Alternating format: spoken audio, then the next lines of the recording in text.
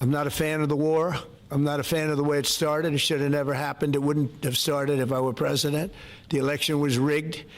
And because of that, we lost a lot of lives have been lost because of that war. Not American lives, but if I can save a lot of lives, that's why I'm in it. I want to save lives.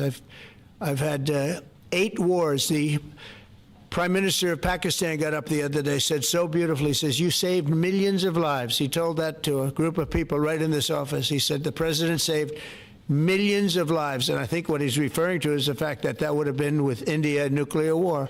That was getting very close. You know, 7 planes, they don't talk about it, but 7 aircraft were shot down. In fact, we have the new ambassador to India right here,